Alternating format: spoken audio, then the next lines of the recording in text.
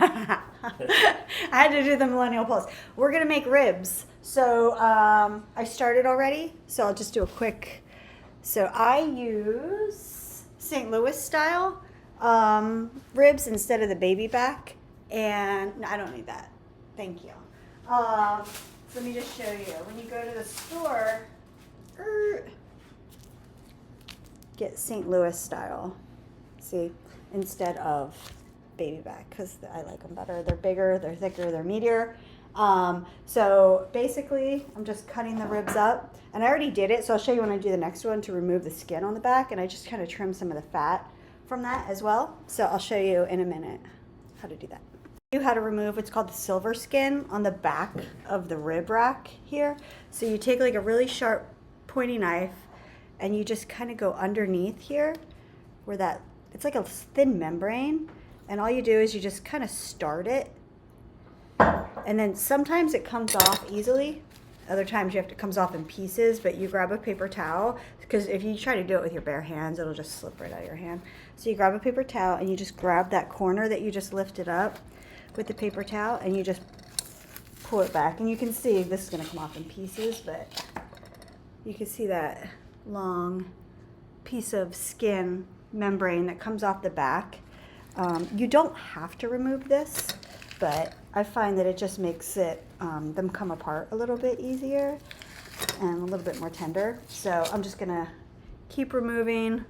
You can see here where half of it here came off, and then the other half I'm gonna take off now. So I'm just gonna remove that, and then I take my cleaver and I cut them up before I cook them because I find it easier and a little less messy.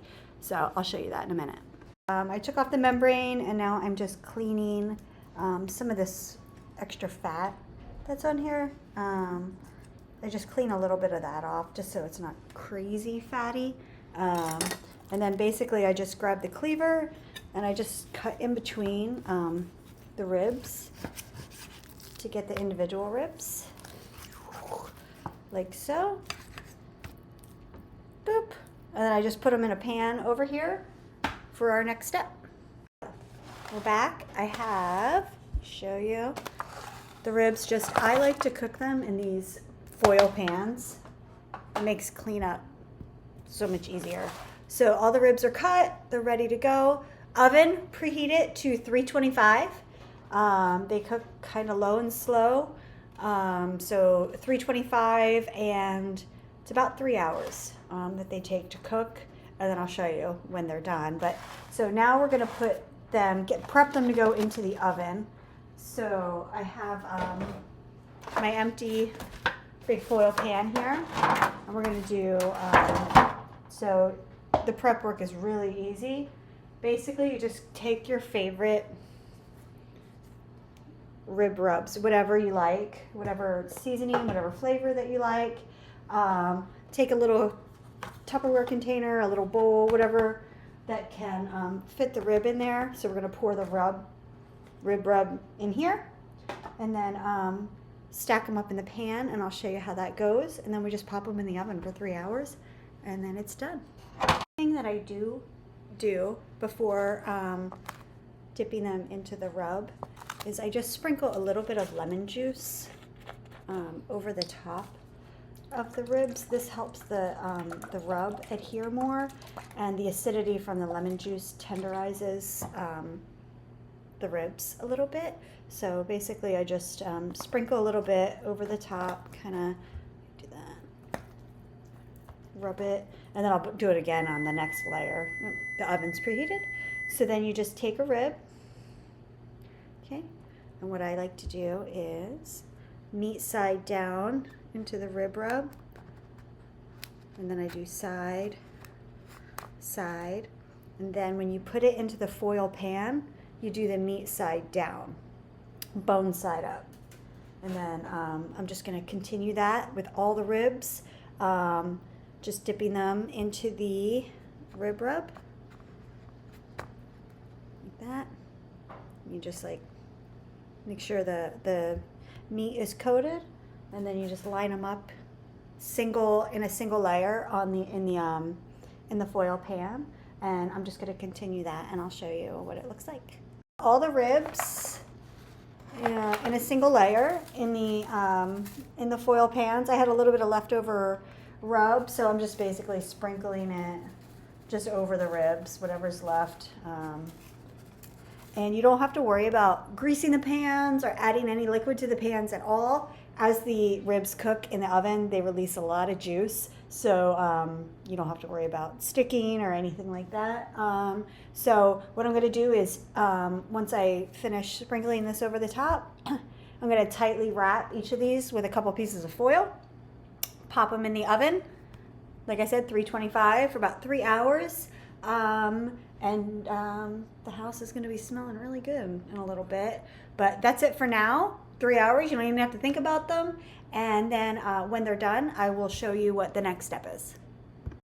So it's been 3 hours. They've been in the oven. Let's check them out. So just be careful taking these out of the oven because there is a lot of juice that the ribs release while they're cooking, and we are going to drain that off. Any of that extra liquid in the bottom, we're going to pour that off and get rid of it. And then, so after you take them out of the oven, we're going to put the broiler on. Okay, so you can see the steam coming out, so be very careful because it's going to be really, really hot. Who is that? Izzy, come say hi to everybody. Here, show them in here. You can get in my video. Izzy!